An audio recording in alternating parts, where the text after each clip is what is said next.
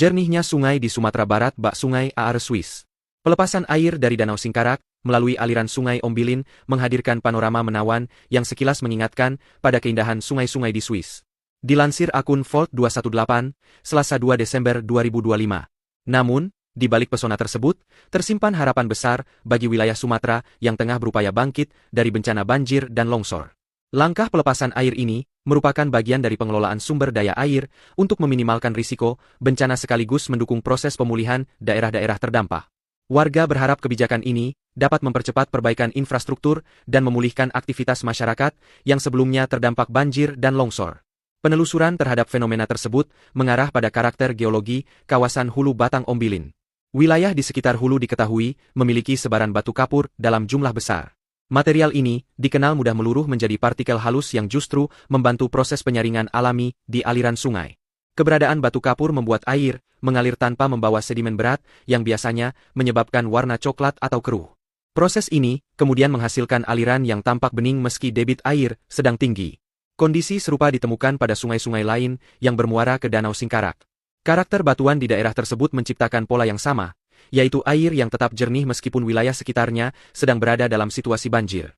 Kombinasi struktur batuan, kontur dataran tinggi, serta minimnya material tanah liat di jalur aliran menjadi faktor yang mendukung kejernihan tersebut. Air yang masuk ke danau sudah melalui proses penyaringan alami sejak dari hulu, sehingga kejernihan Danau Singkarak tetap terjaga meski terjadi peningkatan volume air. Fenomena ini dianggap sebagai salah satu keunikan alam di kawasan Sumatera Barat.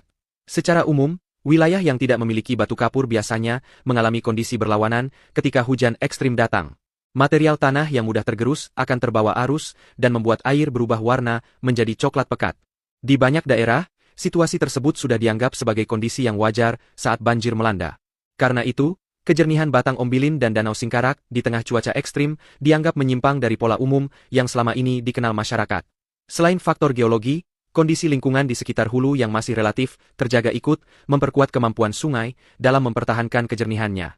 Vegetasi yang masih tersisa membantu menahan erosi, sementara struktur batuan keras membuat sedimen sulit terlepas ke aliran utama.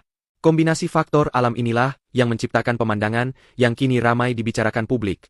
Kejernihan yang muncul bukan hanya sekadar fenomena sesaat, tetapi menggambarkan bagaimana karakter bentang alam dan kondisi geologi mampu memberikan hasil berbeda meski menghadapi situasi banjir yang sama. Fenomena ini juga mendorong diskusi lebih luas mengenai pentingnya memahami sifat geologi daerah dalam memprediksi perilaku sungai ketika terjadi cuaca ekstrim.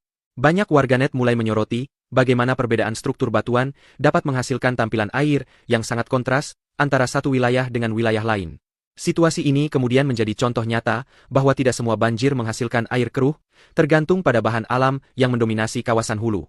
Keunikan Batang Ombilin dan Danau Singkarak akhirnya kembali mengingatkan publik pada kekhasan lanskap Sumatera Barat yang sejak lama dikenal memiliki ciri geologi berbeda dari banyak wilayah lain di Indonesia.